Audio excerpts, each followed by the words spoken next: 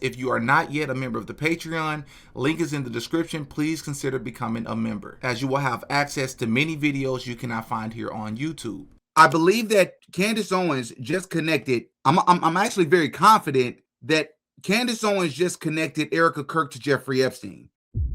Oh yeah, Didi got a podcast. Welcome back to another episode of Didi Got a Podcast. And of course, I'm your host, Didi, back with another episode. I appreciate you all for tuning in. As always, hit the like button on your way in. Today's episode will be an excerpt from yesterday's live, which for whatever reason, many of my followers did not and was not notified about. But what we will be doing is taking an excerpt from yesterday's live and adding some additional information to connect Erika Kirk to Jeffrey Epstein, which we've already done that about a week ago. But based on Candace Owens' episode yesterday, I do believe that's the direction that Candace is headed. And I do believe I will be proving that in this video. Before we hop into it, I just want to notify everybody that there will be a sale happening this weekend on the merch, 27% store-wide, $16 on all t-shirts. That is another way that you can support the work. Link can be found in the description. Without further ado, let's get into the work. We have to talk about the elephant in the room, which is the episode 1 of the Erika Kirk series that Candace Owens just dropped. And I have to say, first and foremost, I'm impressed.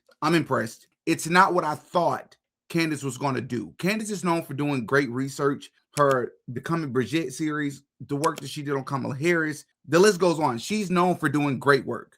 But I thought she was going to do sort of a combination, as I said before, of work that other people have done already, because it's been 4 months and so many people have done research and shared so much stuff about Erika that I thought she was just going to be sort of sourcing different people. And I do believe that she's going to do that in other episodes. What she just did in this episode, I was not expecting. We have to connect some dots. Before we speak about this ex-CIA member who just exposed other fraud about TPUSA. Where do I start? Okay, one of the biggest parts that Candace just shared that I thought was so interesting, you all know, especially those of you that have been following this channel long enough, I've spoken about TPUSA, I can't even think straight right now. I've spoken a lot about Freemasonry on this channel, and this is super, super important because Candace spoke about this a lot. But there's something specifically she said about Erika, and I want to play this clip. Yes, an episode that just ended barely an hour ago. I've already clipped several parts of the episode. So let me pull this clip up, and I want you all to hear something that she said about Erika, something that, we all have alluded to many times on this channel before. But let's take a listen first. Pivoting back to Erika and her story, I will tell you my personal opinion and my experience with her. What alarms me about Erika isn't so much the fact that she lies, which we will prove to you over and over again, but it's also the fact that I don't know that she's aware that she's lying. It's almost as though she doesn't remember. Like the version that she's telling us today or yesterday was just recently downloaded into her mind, and she therefore thinks it's true, like a faulty memory or something. I'm saying that I'm not sure if she's fully aware that she's lying, because it's like some of the lies are so stupid. Yes. The reason why this is important is because many times, and I can almost bet everything that I own, Candace is going to eventually get to this. At some point, Candace is going to talk about MK Ultra, and we've alluded to this before on this channel, where I've said it, some of you in the comment section have said it. We wonder if Erika Kirk has went through MK Ultra before. And I am very, very, of course, I don't know it to be a fact. This is all speculation. Everything I say in this video is alleged. Based on what I've seen in the music industry, which has been sort of my quote unquote area of expertise over the past 3 or 4 years, it lines up perfectly, her behavior, because it seems like her constantly getting in front of the camera, sort of the things that she's done in the past. It's like, you're just giving us free content. You're giving us a layup. Right? In basketball terms, this is a layup. You're making it easy for us. But this will perfectly explain it. I wonder if she is even able to remember, because she could potentially be going through MK Ultra where her memory is being wiped. Another thing that's very important, and I need to say this before I forget it. I believe that Candace Owens just connected. I'm actually very confident that Candace Owens just connected Erika Kirk to Jeffrey Epstein. She just hasn't done it yet, and I believe she's about to slowly inch her way into it, maybe in the 2nd or 3rd episode. I guarantee you this is the direction she's going. Remember 2 or 3 episodes ago, we spoke about Erika Kirk's connection to Jeffrey Epstein. Erika Kirk allegedly applied for, back in, I believe it was 2018, maybe. I may be getting the year wrong. 2018, I believe it was. She applied for this luxurious real estate agency, Corcoran or something to that effect, right? All these people are the owners, a couple of the CEOs from this agency are literally in the Epstein files, all right? But they also did business with Jeffrey Epstein after he was a convicted pedophile, right? So they really had no excuse. And the reason why this is important is because, remember, back in 2008, Jeffrey Epstein was convicted of being a pedophile. Well, just a year later, in late 2009, a guy by the name of Scott Rothstein, who was an attorney in Florida where Jeffrey Epstein was located, just a year later, this attorney would be convicted of federal fraud and racketeering charges. But it gets even better because this attorney would actually get sued by Jeffrey Epstein in relation to Jeffrey Epstein's victims and conviction. It says here, billionaire pedophile Jeffrey Epstein settles one Florida lawsuit. December 4th, billionaire pedophile Jeffrey Epstein on Tuesday abruptly settled a civil suit in West Palm Beach, Florida, avoiding a trial in which his accusers could have testified about the trauma they endured as teenagers. Epstein apologized to attorney Bradley Edwards, the lawyer representing two of Epstein's accusers, and agreed to pay a cash settlement after he attempted to connect the attorney with Ponzi schemer Scott Rothstein. He dropped the suit when Rothstein confirmed there was no truth to the allegations, and Edwards countered with a defamation suit, the Miami Herald reported. So they were connected. They were 100% connected. Why is that important? Scott Rothstein was his name. Well, let me show you why that's important, specifically as it relates to Erika Kirk from a different angle now. Of which, why does her one-time roommate, Nicole Rothstein, allege that half of their family, referring to her and Erika's family, is Jewish? Doesn't make sense. She also claimed that after Charlie's assassination, that Erika, she was online going back and forth with people, that Erika was her best friend and her cousin. Nicole Rothstein said this. Now, I want to be clear, the Rothstein family, the Zion's Gate is their dedication. Nicole wouldn't be lying if she posted that it was her family's dedication, but Erika? Also, how did Erika and Nicole Rothstein get so close? Remember, Erika presents that she was raised by a single mother on the Lebanese side. If Erika is telling the truth about her paternity, then Nicole Rothstein, I want you to understand who this would be to her. Nicole Rothstein, it's going to sound ridiculous, but this is the reality if Erika's telling the truth. Nicole Rothstein would be Erika's father's sister's husband's previous wife's daughter's daughter. In other words, zero blood relation, not even kind of related, kind of crazy. You would even call each other cousins.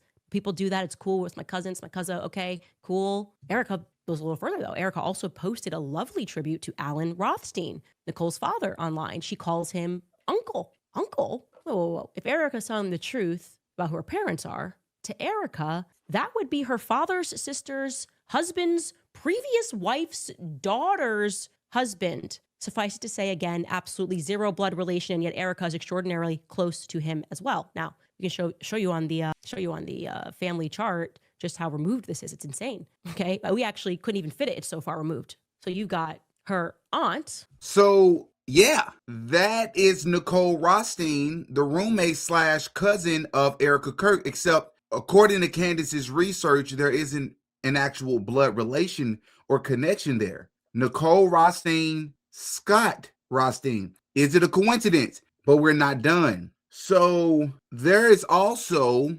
speculation as to who Erika Kirk's real mom is. We're going to listen to this first, and then I'm going to tell you why this is important. Is married to a guy named Jack, but Jack was also previously married to somebody else, which you see there named Edna. And this is Edna and Jack's line. This has nothing to do with Erika Franzwey. Again, how did she get so close to these people? Why is she referring to them as her family and declaring that Zion's Gate, which is actually their family's dedication, which has nothing to do with her Aunt Carla, why is she saying that that's her family's dedication? That makes no sense. I'm struck by this. We could imagine how it could make sense. Now, again, we're imagining here. We're trying. So for those of you that didn't watch it, the reason why this is important so that you all can understand what she's talking about, Erika Kirk has been posting things about family members that, according to Candace, there seems to be no blood relation to these people, including her own mother. All right.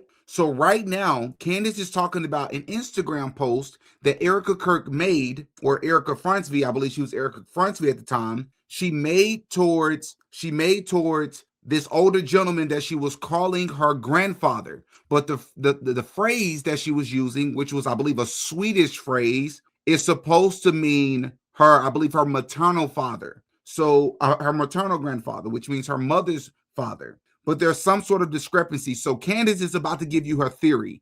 And I'm going to tell you what I think about this and how it aligns with some research that we've done on this channel as well. Trying to make sense of the things that Erika is saying. I could imagine a very easy way it could actually make sense. Her closeness to the Rothsteins, her dedication to Jerusalem, if and only if we take Erika literally when she says Morfar. Let's assume that Grandpa Carl is indeed her mother's father. That would mean, well, obviously, Lori's wouldn't be her mother. It would also mean that Kent, just by nature of him being a man, is not her father. We're looking for her mother's father. So we have to start looking at Kent's siblings that are females. That would give us only 3 options. We can bring this back up. One of Kent's sisters would be my first pick. Again, we're in conspiracy land here, but I'd go with Carla because she's married to Jack Solomon, and Jack, that is. I would not only go with Carla because of that reason. Erika looks a lot like Carla. Do you all see where Carla is? Carla is in the very center. Let me see if I can make this bigger. That's Carla right there in the very center of the pink box. All right, that's Carla.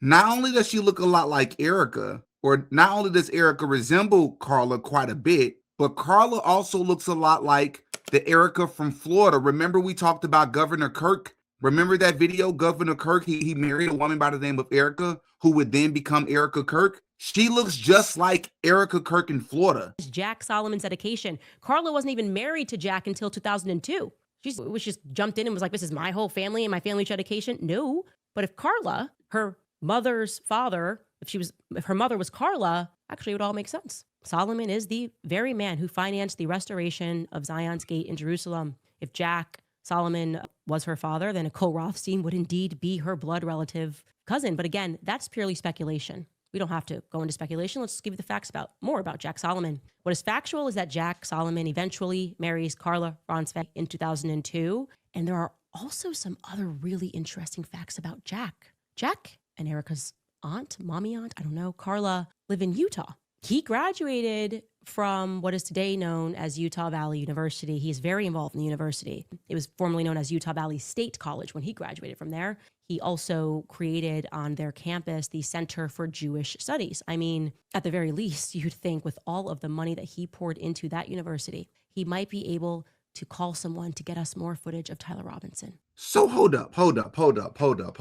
You're telling me that Erika Kirk is allegedly related. I am blown away. Even despite all the things that we've discovered over the past 4 months, this is crazy. The implications here are crazy. So you mean to tell me that Erika Kirk is allegedly related to this woman by the name of Carla, who was married to a guy by the name of Jack? Both Carla and Jack are tied to the UVU campus. Jack in particular has done work currently to this day at the UVU campus, the same campus Charlie Kirk allegedly lost his life. And people keep asking me, why are you spending so much time talking about Charlie Kirk, Erika Kirk? Because there's something going on here. There is something here. This is a big deal. That's crazy, man. Something else Candace pointed out was this right here. So apparently this is Erika Frontsby when she was a kid at a school that she attended, okay? What's interesting about this is the hand pose that she's making here.